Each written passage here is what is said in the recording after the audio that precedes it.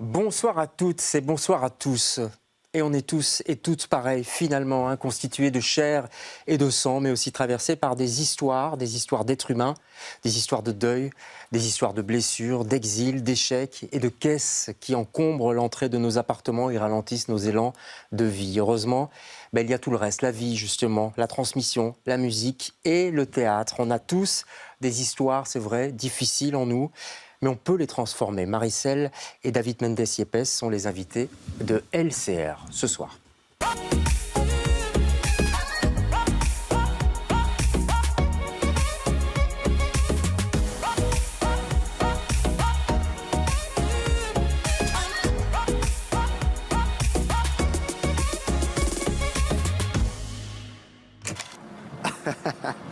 Salut papa, ça va? Reporter.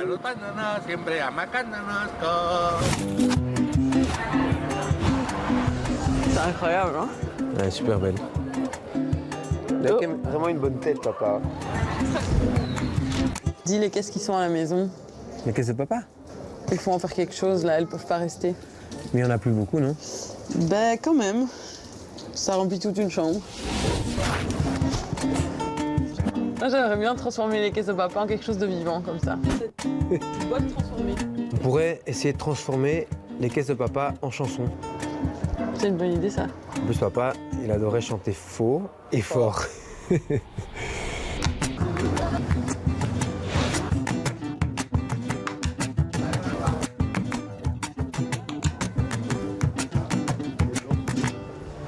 Voilà, teaser, comme on dit, de Record d'Art, c'est Vivre à nouveau. C'est un spectacle qui se tient en ce moment sur la scène du Rideau de Bruxelles. Ilias Metiwi à la mise en scène, qu'on salue, Tatiana Pessoa à la dramaturgie, puis il y a toute une équipe derrière vous. Mais à vous deux, bonsoir à tous les deux. Bonsoir. La sœur, le frère Maricel, David, on est ravis de vous avoir. Vous êtes sur effectivement la scène du Rideau de Bruxelles. Quelle aventure tout de même, cette histoire. Il vous a entraîné, c'est David qui vous a un peu forcé, parce que vous êtes médecin, vous, à la base, hein. Oui, David, il connaît la scène, on va dire, par la musique. oui, non, c'est moi qui ai eu envie de le rejoindre là-dedans. Ouais. Parce que, dans la famille, on fait toujours, Tout à deux, très tout souvent ensemble. tout ensemble. Ouais. Oui, toute la famille. Il fallait pas le laisser partir seul, quoi. Voilà, et puis raconter notre histoire, alors ça nous a semblé juste de le faire ensemble. Ouais. Premier spectacle de théâtre, en tout cas pour vous deux, pour vous on l'a compris, pour vous aussi, parce qu'on vous connaît avec Chico Mendes comme musicien, très bon musicien d'ailleurs, mais là c'était le théâtre. C'est une envie qui est née il y a longtemps, ça, quand vous avez été au Pérou peut-être, après le Covid? En tout cas, c'était une quête. Le théâtre, d'abord, c'était un peu un accident. J'ai rencontré des personnes avec qui j'ai collaboré, j'ai fait la musique d'une pièce, ça m'a beaucoup plu. Mais l'envie d'interroger l'histoire familiale, c'est plus récent. C'était plutôt pendant le moment du Covid. Ouais. C'était un moment de remise en question aussi, parce qu'on avait la chance de remplir l'ancienne Belgique juste avant la pandémie. Dernier concert. Hein. Et donc là, après, c'était un moment de réflexion. Et ouvrir ces caisses dont on a hérité s'est imposé. Ouais, je parlais des caisses là dans l'introduction, mais c'est ça concrètement. Vous êtes né au Pérou. Vous en Belgique, donc vos parents sont arrivés en Belgique dans les années début 86. En 86. Avec des caisses en fait. Et ces caisses-là, elles vous encombraient, Maricel? Alors, nous on parle surtout des caisses de notre père, qui Oui. nous a laissés à sa mort. À sa mort, parce que votre papa est décédé en 2014. Hein. C'est bien ça. Vous en parlez Ça dans fait le 10 spectacle. À Louvain-la-Neuve d'ailleurs, ouais. Mhm. Et donc, le point de départ du spectacle, c'est ces caisses. Parce qu'il avait gardé beaucoup de choses, tout mélangé. Et c'est quoi? Qu'est-ce qu'il y avait dans ces caisses? Des archives, mais de quoi?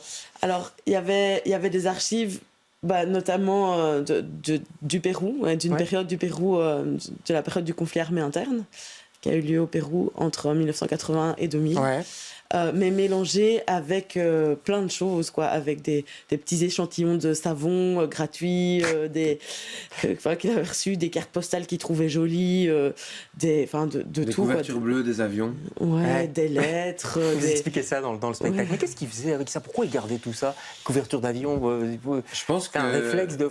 Je pense que... Ils sont à Louvain-la-Neuve, hein, c'est ça. Ouais. Comme beaucoup de migrants et beaucoup d'exilés, je pense que quand on a l'impression qu'on nous a un peu volé notre vie, garder des souvenirs d'un passé c'est comme se le réapproprier, en tout cas garder ce qu'on peut garder. Ouais. Et je pense que c'était pour notre papa une manière de revivre ce qu'il aurait voulu vivre peut-être, de ne pas oublier, mais aussi de revivre à chaque moment qu'il était confronté aux vraies archives, parce qu'il y avait effectivement des choses qui servaient à rien dans ces caisses, mais il y avait aussi des choses qui étaient essentielles. Enfin, qui servaient à rien ou qui servaient à tout, quoi. Ça peut paraître futile pour certains, et puis pour d'autres absolument. personnes, c'est important. Vous vouliez faire à la base un spectacle politique, enfin plus politique sur effectivement ce qui s'est passé au Pérou à partir du mois de mai 80, et pendant 20 ans quand même, une guerre qui a fait 70 000 victimes, des gens tués par des organisations terroristes, par l'armée, par la police aussi. C'était terrible en fait. On n'en parle pas trop d'ailleurs en Europe de ce conflit. On en parle peu, et moi j'avais envie de participer à un effort de mémoire. Le théâtre de la mémoire est assez fort en Amérique latine et au Pérou, et je voulais m'inscrire là-dedans. Et j'ai été un peu pris de court parce que je pensais faire quelque chose de plus éloigné de moi, de plus historique, de plus politique, de plus éloigné. Plus distancié. Plus distancié. Et j'ai pas trop eu le choix en fait. La mort de mon père, mais aussi l'histoire vraiment familiale, nucléaire. Notre père, notre mère, notre tante s'est imposée. Ouais, parce que votre tante était une résistante, c'est ça, là-bas au Pérou, et elle a été arrêtée, emprisonnée. Alors notre tante a été accusée de terrorisme, de faire partie du Sentier Lumineux, mais elle ne faisait pas de politique en fait, c'était plutôt une question d'amitié. Donc elle avait accepté de garder des caisses, à nouveau on retrouve l'histoire des caisses, pour une amie qui vivait une séparation. Voilà, et donc c'est plutôt... par cette amitié-là qu'elle s'est retrouvée prise dans une histoire qui finalement a changé sa vie et aussi notre vie, parce que nos parents n'ont plus jamais pu retourner au Pérou. À cause de ça, ils sont restés. Donc c'est Isabelle et Victor. Alors Victor, effectivement, il y a eu cet accident parce que vous en parlez. Donc vous voulez parler en fait de la grande histoire, mais c'est l'intimité aussi de vos parents qui vous rattrape, puisqu'il y a eu ce brusque décès dans le lac à Louvain-la-Neuve, une noyade en 2014. Ça, vous en parlez, c'est extrêmement touchant dans le spectacle. C'est difficile ou, enfin, je trouve pas les mots, mais comment on parle de ça devant un public quand on Alors, je sais pas, moi, j'avais pas prévu d'en parler dans le spectacle. Je pense que quand on écrit, il y a plusieurs phases. Oui. Comme je vous disais, moi à la base, je voulais faire quelque chose de plus distancié, plus politique, plus... Et finalement, je me suis rendu compte que l'intime était très politique, et donc et que pour être juste, il fallait quand même se reconnecter à la pulsion première. Et quand même oser se mettre à nu. À la fois, je pense que maintenant, c'est évident pour moi que ce qui nous lie en tant qu'humains, c'est les grandes douleurs. C'est pas les grandes joies. Ce qui fait qu'on se connecte aux autres, c'est les moments de souffrance. Ouais. Et on peut s'en sortir. Et on s'en sort comment? Vous êtes médecin, il y a un lien peut-être ou... Certainement. En fait, nous, on a finalement fait le choix de poser le fait que notre père était mort dans le lac dès le début du spectacle. Parce que c'est un fait et que en fait la mort pour moi en tant que médecin c'est quelque chose à laquelle je suis confrontée, c'est quelque chose à laquelle les patients sont confrontés. En plus vous êtes médecin à Louvain-la-Neuve.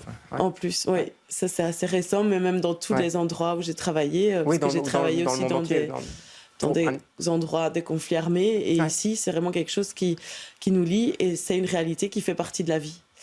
Et donc on a voulu aussi que dans le spectacle, ça fasse partie de la vie du spectacle. Parce que le début du spectacle est plutôt joyeux, et on voulait poser ça au début, quoi. Voilà. Vous n'êtes pas comédien, je l'ai dit, hein, donc il y a Ilias Metiwi qui est un metteur en scène chevronné qui vous a aidé. Comment ça s'est passé? Vous l'avez passé le bébé, j'allais dire, et puis... Non, on a écrit à 3 mains, on a vraiment écrit à 3. Bon, il connaît bien l'histoire. On s'est rencontrés il y a maintenant 10 ans, quasi. En fait, on s'est rencontrés peu après le décès de notre père. D'accord. Et c'est un peu un clin d'œil. En fait, on a fait un atelier de théâtre avec lui parce qu'on voulait faire une activité à 2 après le décès de papa. Et puis, on n'a plus jamais fait de théâtre. Et je l'ai recontacté par la suite.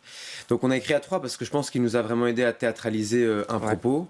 Marie-Céline et moi, on a écrit beaucoup de choses qui ne sont pas dans le spectacle. Peut-être qu'on en ferait quelque chose. Un livre, peut-être. Peut-être un livre, on verra bien. Un film, un livre, on verra bien. Mais par contre, ce qui a été très intéressant, c'était de se rendre compte que pour réussir à parler de quelque chose d'universel et de politique comme la mort, mais aussi la lutte, la désillusion, il fallait se reconnecter à une pulsion de vie qui est en fait ce qui nous lie comme frères et sœurs. Et c'est ce qu'on ressent très fort dans le spectacle. C'est donné par l'interprétation, parce que vous êtes juste, vous êtes dans la justesse. Et c'est normal puisque c'est votre vécu. Puis il y a la musique aussi, parce que ça, c'est votre truc quand même, David. Le chant, et puis Marie-Celle qui chante avec vous. Est-ce que vous pouvez nous chanter un petit extrait? Je crois que ça parle de la lune, du clair de lune. La pleine lune. La pleine lune. lune. La luna llena menguante. Allez, on va vous écouter, c'est très beau.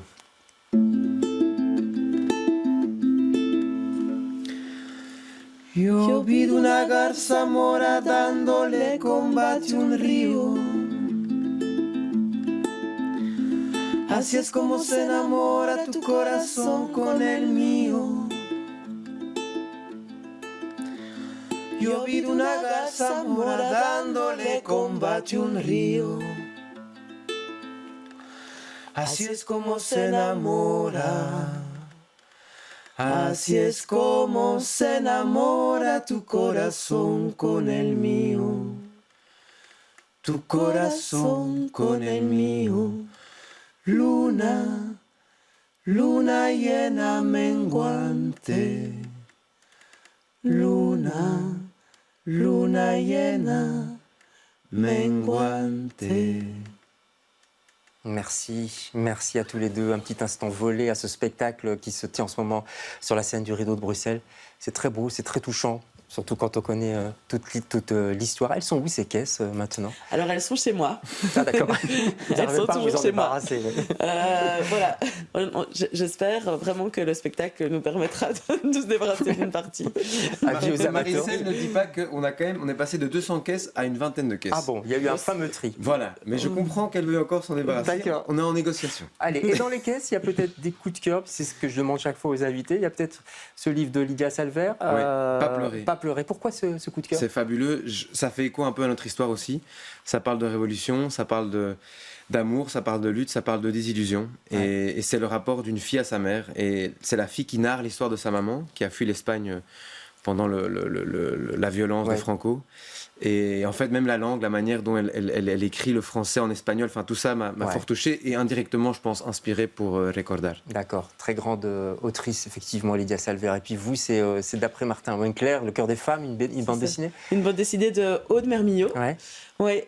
Qui je trouve raconte très bien l'importance de l'écoute dans la relation de soins et que je trouve très juste, très délicate, très très belle. Voilà, et qui montre pour moi l'importance de respecter et d'écouter la perception des patientes et des patients. Voilà. Merci à tous les deux pour vos coups de cœur, pour ce spectacle, pour ce que vous donnez aussi, votre sincérité sur scène. On ira vous voir au Rideau de Bruxelles, c'est jusqu'au 30 mars. Et j'espère qu'il y aura sans doute une tournée, peut-être aussi à Louvain-la-Neuve, on en reparlera. Il y en a au Villars, mais c'est complet. Au Villars, c'est complet. Donc venez à Bruxelles, tous les francophones et même les anglophones, venez à Bruxelles. On va à Bruxelles, à XL précisément, puisque c'est au Rideau. Merci à tous les deux. Nous, on se retrouve demain avec d'autres invités. Bonsoir.